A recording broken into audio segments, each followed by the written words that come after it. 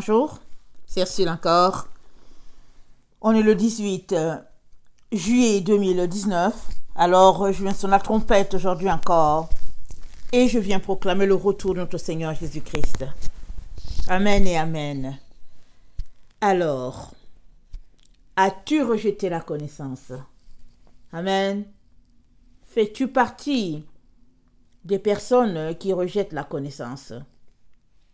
Alors, c'est une question peut-être qui nous demande de réfléchir un tout petit peu. Mais la vérité est que la plupart d'entre nous, nous rejetons la connaissance avant de la chercher encore. Amen. Parce que seul un cœur désireux de connaître l'Éternel, seul un cœur qui a soif de l'Éternel va à sa recherche. Et quand tu vas à la recherche de ce Dieu-là, tu finis par réaliser qu'au fait, tu ne l'avais pas. Ou bien souvent, tu prends conscience qu'il y a un vide en toi. Et ce vide-là te pousse à rechercher l'Éternel. Et malheureusement, ce qui arrive souvent, c'est que on le trouve. On est si content de le trouver que on ne se rend même pas compte que petit à petit, il y a quelque chose qui nous a attirés ou bien qui nous attire loin de lui.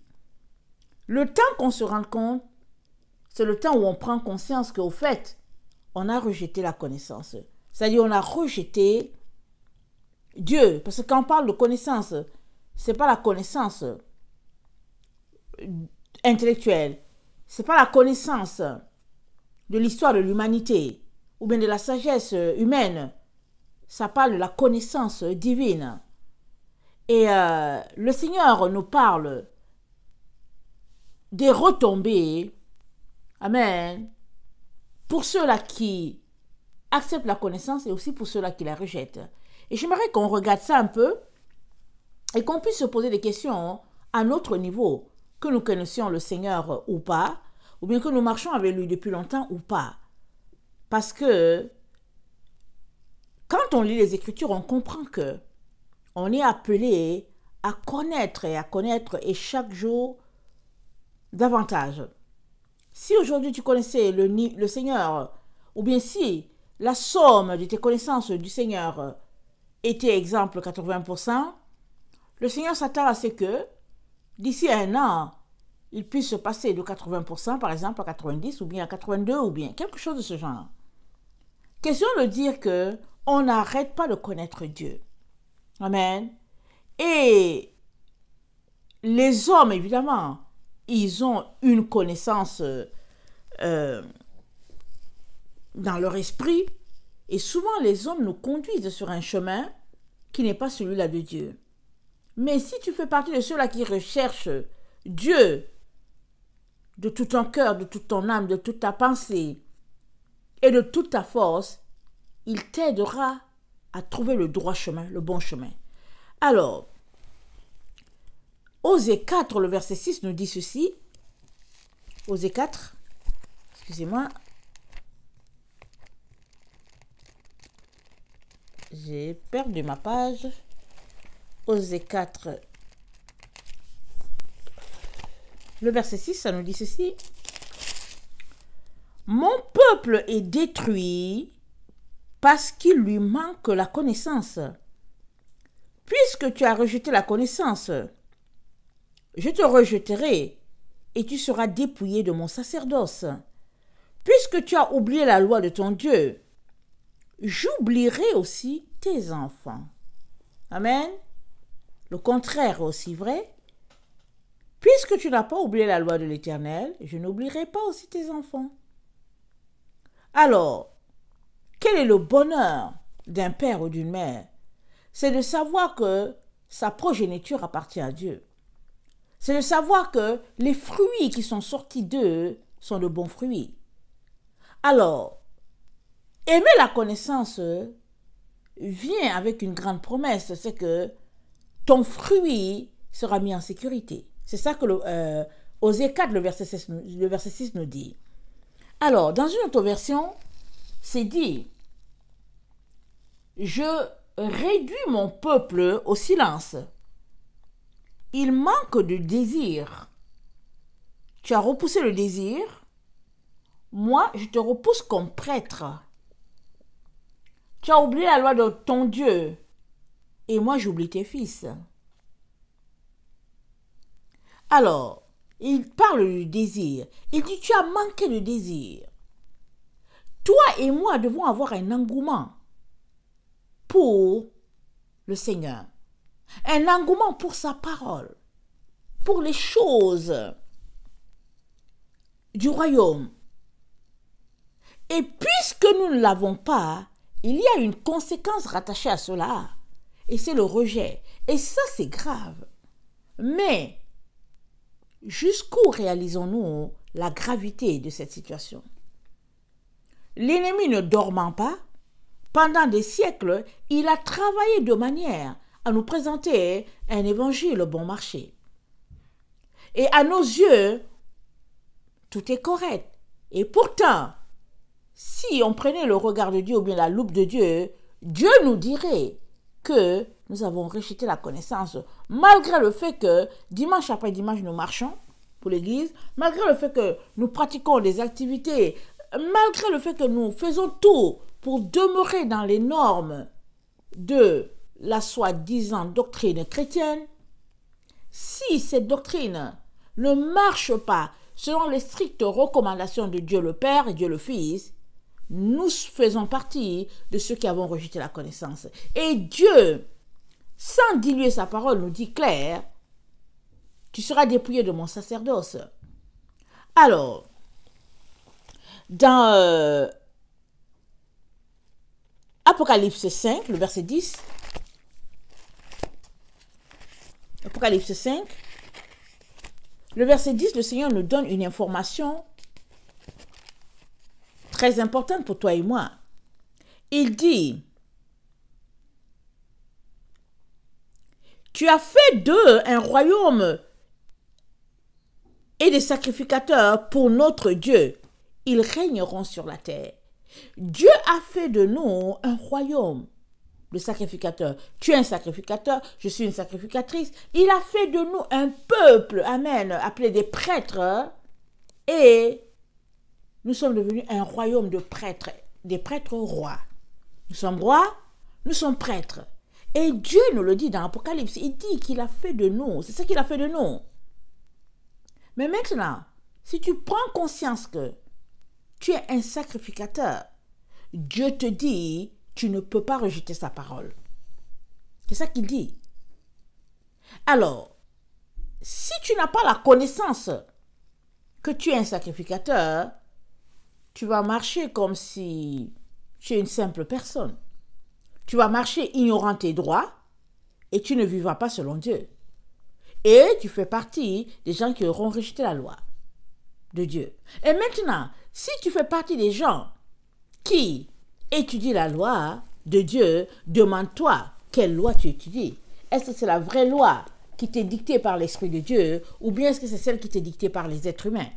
Parce que les êtres humains, ils ont dressé des lois, des règles, amen, humaines qui satisfont la chair et non l'esprit.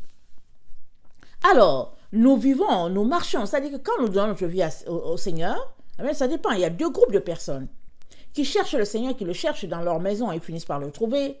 Ils n'ont pas de contact avec les églises, alors ils continuent de le chercher. Et puis, bon, ils ont cherché, ils l'ont trouvé, alors ils continuent dans leur dynamique. Il y a un autre groupe qui le trouve via les églises. C'est une bonne chose. Mais maintenant que tu l'as trouvé via l'église, quelle loi suis-tu? Suis-tu la loi des êtres humains qui t'éduque à un certain équilibre? Si bien que il tue l'engouement qu'il y avait au départ. Parce que qu'est-ce qui a fait que tu as donné ta vie à Jésus? C'est parce qu'il y avait un désir de le connaître. Souvent, il y avait un vide. Souvent, il y avait que tu as grandi avec une certaine base, priant, et puis bon, finalement, tu te retrouves dans ta vie de jeune adulte et tu cherches. Souvent, tout simplement, les circonstances de ta vie t'amènent à creuser afin de connecter avec Dieu. Amen. Mais pendant que tu es dans ce cheminement-là sur cette terre, tu es appelé à connaître Dieu. Amen. C'est à cela qu'il nous a appelés. Quand il a créé Adam et Ève, quand il leur a dit de remplir la terre, de se multiplier, il y avait la compréhension dedans, la connaissance de lui. Il les a créés pour vivre une harmonie avec lui, parce qu'il a dit, il les a créés à son image, pour la gloire de son nom. Alors, cette relation-là, il l'a établie et il a fait d'eux des participants à la création. Mais évidemment, malheureusement, il y a eu la chute, hein, et finalement, ils ont perdu la direction. Mais quand Jésus est venu tout restaurer, tout rétablir, une fois que tu donnes ta vie à Jésus, Dieu s'attend, ou bien notre Seigneur s'attend à ce que tu puisses décortiquer la parole de Dieu, fouiller pour savoir qu'est-ce que Dieu dit. Parce que toi et moi sommes nés de la parole de Dieu. Nous ne sommes pas nés d'autre chose que de la parole. Nous ne sommes pas nés d'eau. Nous sommes nés de la parole. Nous sommes nés de l'esprit. Et pour cela, nous avons besoin de la parole parce que c'est elle qui nous soutient et qui nous donne de pouvoir tenir dans les temps dans lesquels nous sommes. Alors, si c'est quelque chose qui est négligé dans ta vie, je me demande bien comment tu vas faire pour tenir. Alors, donc Dieu nous informe que nous sommes un royaume de sacrificateurs. Et il nous dit que si nous rejetons la connaissance, il nous enlève notre sacerdoce. Et ça, c'est grave. Ça, c'est grave. Ça veut dire que aujourd'hui, on peut être sacrificateur et demain, on peut le perdre. On pourrait le perdre. Et ça, ce n'est pas une parole nouvelle de Jésus. Il a dit dans Apocalypse 16, il nous a mis en garde. Il nous a dit que, il dit, voici, je viens comme un voleur, heureux celui qui veille et qui garde ses vêtements afin qu'il ne marche pas nu et qu'on ne voit pas sa honte. Amen. Ça veut dire que tu peux te dépouiller. Il a dit, il nous a dit, il dit, parce que tu as rejeté la connaissance. Attends, je vais lire dans la version que j'ai. Il dit, parce que tu as rejeté la connaissance, mon peuple est détruit parce qu'il manque de connaissance. Puisque tu as rejeté la connaissance, je te rejeterai et tu seras dépouillé de mon sacerdoce. Le sacerdoce, amen, tu le portes sur toi, tu portes ton vêtement. Aaron avait son vêtement sur lui. Dieu avait dit à Moïse comment leur coudre le vêtement. Et puis, Aaron fut habillé de son vêtement de sacrificateur, ses fils avec. Ils avaient aussi leur type de vêtements. Aaron avait le sien, avait une marque en particulier, les enfants aussi avaient les siens. Et Dieu dit, tu as été vêtu du vêtement de sacerdoce. Amen. Tu es un sacrificateur. Mais il te dit aussi que si tu ne prends pas soin de l'endroit où il t'a établi, il te dit, il va t'enlever le vêtement. Apocalypse 16, le verset 13. Alors ça nous donne de prendre au sérieux l'appel de notre Dieu sur notre vie. Ça dit qu'on ne devrait pas négliger cet élément-là de notre vie. C'est l'élément le plus important. Parce que si tu es dépouillé, alors tout le reste, c'est du néant. Alors nous devons comprendre que la base, amen, c'est garder son vêtement donné par notre Dieu. Alors, Hébreux 3, le verset 7 à 19 nous dit, Hébreux 3, le verset 7 à 19,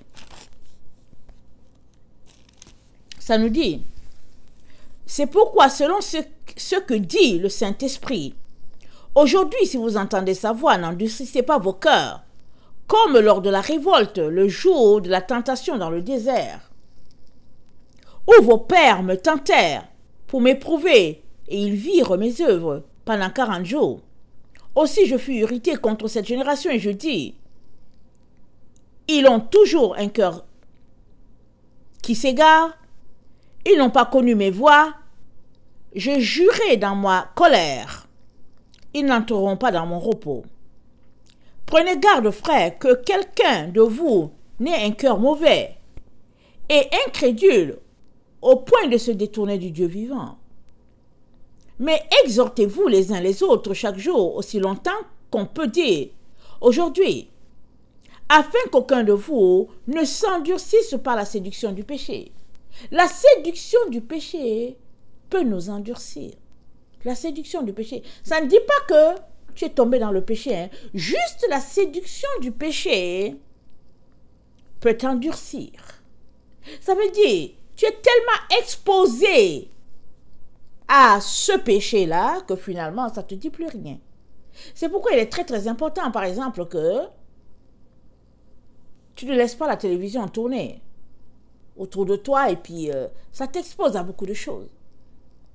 C'est pourquoi il est très important que tu fasses attention à ton regard. Mais si tu es tellement habitué à regarder des images, au fait, pas agréables, finalement, ça ne te dira plus rien. Quand tu verras une personne, par exemple, tu es un homme, tu vois une personne une fois marcher en bikini, ça ne te dira plus rien parce que tu t'es habitué à regarder ces choses-là, par exemple, sur ton écran, et puis bon, voilà. Et la séduction du péché, ça nous endurcit. Et le verset 14 nous dit, car nous sommes devenus participants de Christ, pourvu que nous retenions fermement, jusqu'à la fin, l'assurance que nous avions au commencement. Ça, c'est très important. Parce que quand tu donnes ta vie à Jésus, tu es zélé et pas à peu près. Tu es déterminé à ne rien laisser te priver de ton Jésus. Tu es déterminé. Au point 1, l'assurance est très grande d'aller jusqu'au bout. Mais au point 9, quelle sera ton assurance? Sachant que c'est d'une échelle de 1 à 10. Au point 9, que sera ton assurance? Est-ce que tu auras la même assurance que tu avais au point 1? Malheureusement, plusieurs perdent. Amen. Leur endurance à aller jusqu'au bout. Et Jésus-Christ nous met en garde et nous dit qu'aucun de vous ne s'endurcisse par la séduction du péché. Parce que nous sommes devenus participants de Christ. Ça veut dire, Christ compte sur nous, amen, pour bâtir avec lui. Mais si notre vie est enclin au mal, au péché, alors ça devient compliqué d'être un assistant. Amen, ça devient très compliqué. Puisque l'assistant a les mains souillées, alors que notre Seigneur est d'une pureté, d'une sainteté incomparable. Alors s'il nous a appelés à mettre la main à la pâte avec lui, faisant de nous des sacrificateurs, il est très très important qu'on puisse laisser de côté les œuvres de la chair et nous instruire afin d'être matures et d'avoir le plus de bagages aidant notre Seigneur à la pâte. Amen. Alors, il dit, le verset 15, aujourd'hui, si vous entendez sa voix, n'endurcissez pas vos cœurs comme lors de la révolte, qui furent en effet ceux qui se révoltèrent après l'avoir entendu, sinon tous ceux qui étaient sortis d'Égypte sous la conduite de Moïse. C'est eux qui sont révoltés. Pourquoi est-ce que l'auteur mentionne ce groupe-là? Parce qu'ils ont vu les miracles de Dieu. Les 10 plaies, amen, se sont passées sous leurs yeux. Ils ont été témoins. Ils ont été témoins des grenouilles qui ont envahi le pays. Ils ont été témoins comment les premiers-nés d'Égypte sont morts. Ils ont été témoins comment dans toute l'Égypte il y avait les ténèbres et puis à Goshen, leur quartier, il y avait la lumière. Ils ont été témoins de tout cela. Ils ont été témoins comment Moïse a fait partir le peuple et comment la mer s'est ouverte et puis ils sont passés et comment quand l'armée de Pharaon a voulu venir après eux, la mer s'est refermée sur eux. Ce groupe-là a été témoin de tous ces miracles-là et pourtant leur cœur s'est endurci et là-bas dans le désert, la terre s'est ouverte et puis la terre les a engloutis. C'est ce groupe-là. Alors l'auteur d'Hébreux nous mentionne que c'est un groupe qui a vu tout. qui a vu plein de miracles de Dieu. Et pourtant, ils se sont égarés. Amen. Alors, ça dit, Dieu s'est irrité et pendant 40 ans, il a dit, ils n'entreront pas dans mon repos. Amen. Et pourquoi ne sont-ils pas entrés dans le repos? Ils ont désobéi. Et cet exemple nous est relaté pour qu'on comprenne que si nous aussi nous désobéissons, amen, parce que Jésus-Christ est supérieur à Moïse, alors si, sous Moïse qui était un homme, un groupe a été puni dans le désert, à combien plus forte raison serons-nous châtiés par l'Éternel si nous méprisons, amen, le sacrifice de son Fils unique? Alors, à cause de leur incrédulité, dit le verset 19 de Hébreux 3, amen, à cause de leur incrédulité, ils ne sont pas entrés. Et toi et moi, que faisons-nous quand nous rejetons la connaissance de Dieu et que nous embrassons la connaissance de l'être humain? Que faisons-nous? Nous sommes en train de nous comporter pire qu'eux parce que nous avons goûté au message de Christ. Eux, non, ils n'ont pas goûté. Mais nous avons goûté au message de Christ. Et n'étant pas versés dans la recherche de la parole de Dieu, nous nous sommes laissés embarquer dans toutes sortes de doctrines. La faute va tomber sur nous. Il y a certains qui vont dire à Dieu, oh oui, mon pasteur a fait ceci, l'ancien de mon église a fait cela, l'évangéliste a fait ceci. Alors tu donneras toutes sortes d'excuses, comme Adam qui a donné sa part d'excuses, Ève qui a donné sa part d'excuses. Ça n'a pas empêché à Dieu de leur donner leur punition. La responsabilité te revient d'aller faire tes recherches pour savoir qu'est-ce que Dieu a dit, qu'est-ce qu'il n'a pas dit. Ça nous incombe. Amen. Il est donc très important qu'on saisisse que Dieu ne fait exception de personne. Et dans Proverbe 29, le verset 18, il nous rappelle une information importante. Amen. Proverbe 29, le verset 18. Je vais le lire rapidement. Proverbe 29.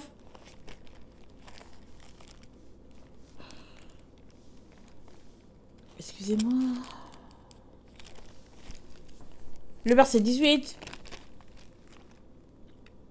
Quand il n'y a pas de révélation, le peuple est sans frein. Heureux s'il observe la loi. Le peuple est sans frein. S'il n'y a pas de révélation. Mais la révélation, on la trouve où? On la trouve dans une relation avec le Seigneur. La révélation, ça vient dans les rêves, ça vient par des visions, ça vient par la capacité d'entendre comme ça. Ça, c'est des révélations. Alors, il n'y a pas de révélation. Hein. Le peuple, il fait ce qu'il veut. Mais, qui donne la révélation? C'est Dieu. Es-tu venu dans sa présence pour recevoir la révélation? Comment traites-tu ta relation avec lui? Comment le traites-tu? Pourquoi n'as-tu pas de révélation? Quel est l'obstacle? Qu'est-ce qui fait que tu n'as pas de révélation? Parce que Dieu étant ton Père, amen, tu as une relation avec lui. Et il ne veut que te parler. C'est tout ce qu'il aimerait. Avoir cette intimité-là avec toi, afin de te confier beaucoup, parce qu'il compte sur toi. Alors, pourquoi n'as-tu pas de révélation? Qu'est-ce qui se passe? Va devant Dieu. Il t'aidera, il te dirigera, il te conduira, il te montrera pourquoi ce manque de révélation. Parce que Dieu ne fait exception de personne, n'est-ce pas? Il l'a dit, et il l'aurait dit, il ne fait exception de personne. Et s'il arrive que on est bloqué, qu'on a une lourdeur, qu'on a des ténèbres autour de nous, allons-y devant Dieu pour savoir, Seigneur, qu'est-ce qui se passe en réalité. Amen. Dans Osée 5, le verset 11, Dieu nous dit, Éphraïm est opprimé, brisé par le jugement, car il a suivi les préceptes qui lui plaisaient. Éphraïm, il vit toutes sortes de choses, opprimé, brisé par le jugement, il a suivi les préceptes qui lui plaisaient. Est-ce que cela te rejoint? Beaucoup d'enfants de Dieu suivent ce qui leur plaise. Ils ne suivent pas ce que Jésus dit. Ils suivent ce qui leur plaise. C'est pourquoi ils suivent d'autres doctrines. En fait, quand on se rattache à une dénomination. Quand on se rattache à une dénomination, c'est parce que cela nous plaît. Soit on est conduit là par nos parents, soit on fait le marché, amen. On essaie de voir quelle dénomination fait notre affaire. On marchande, on regarde et on dit que bon, au fait, je suis de passage, je veux voir. Et puis on fait le tour, et puis on dit ici, ça fait mon affaire. Et on s'assoit. Et très très souvent, là où ça fait notre affaire, c'est que ça nous permet une vie lascive, ou bien ça donne une certaine opportunité à nos enfants de pouvoir s'amuser. Amen.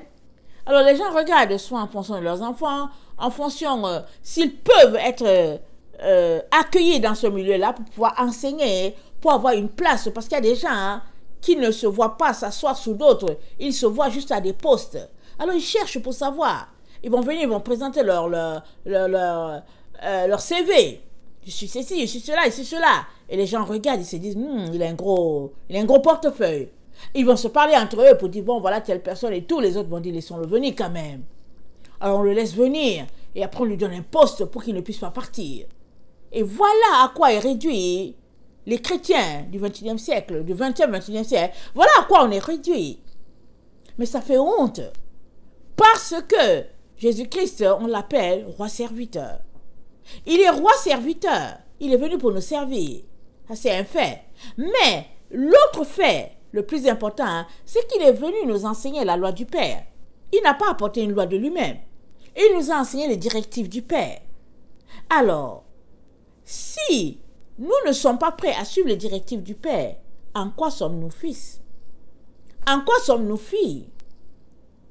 Normal que Dieu nous dise, puisque tu as rejeté la connaissance, je te rejetterai. Je te dépouillerai de ton sacerdoce. Normal qu'il le dise. Alors, mes chers frères et chères sœurs, les temps sont très très avancés, amen, pour la venue de notre Seigneur. On ne peut pas se permettre certaines légèretés et faire comme si, au fait, il n'y aura pas de conséquences. Si, dans le désert, comme on l'a lu, dans Hébreux 3, Dieu a puni les récalcitrants, les rebelles, il le fera dans notre temps aussi. L'illusion, c'est de penser que rien ne nous arrivera, c'est ça l'illusion. Mais la vérité est que si nous continuons sur cette voie d'égarement, alors nous allons nous retrouver aussi à subir ce que les autres ont subi. Et ça, il est très très important qu'on ne puisse pas marcher sur cette voie-là. Amen. Alors, je vais finir avec Proverbe 28, le verset 9, ça dit, « Si quelqu'un détourne l'oreille pour ne pas écouter la loi, sa prière même est une abomination. » Waouh! Ta prière même est une abomination si tu détournes l'oreille pour ne pas écouter la loi. Ta prière est une abomination. C'est-à-dire, tu t'amuses avec Dieu. Tu joues la comédie avec lui. Tu plaisantes. Tu le ridiculises. Et Dieu dit, ça ne vaut pas la peine de venir prier. Tu ne veux pas écouter ma loi. Alors pourquoi viens-tu? Parce que tu viens avec ta liste A, B, C. Seigneur, je veux ceci, je veux cela, je veux cela. Mais Dieu n'est pas là pour combler ta liste d'épicerie. Non. Il t'a créé, amen, pour sa gloire. Mais vas-y dans le voir, demande-lui pourquoi est-ce que tu m'as créé. Aide-moi à accomplir la raison pour laquelle je suis là. Ça, c'est notre prière de tous les jours. Cela devrait. Que le Seigneur bénisse sa parole, qu'il nous donne à tout un chacun vraiment de prendre le temps pour venir devant lui pour lui demander, Seigneur, viens à mon secours.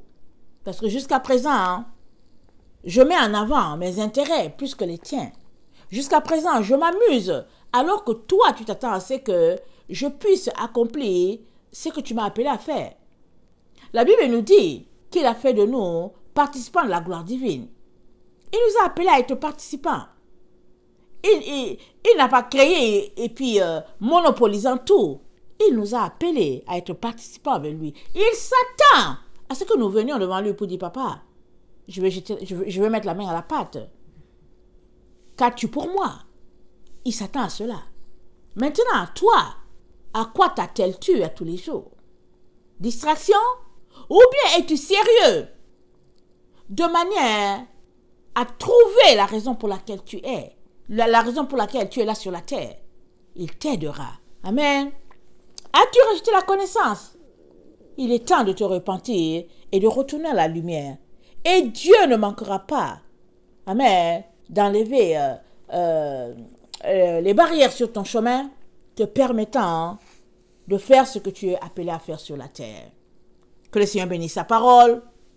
Je vous aime beaucoup et Dieu davantage. Maranatha, Jésus revient.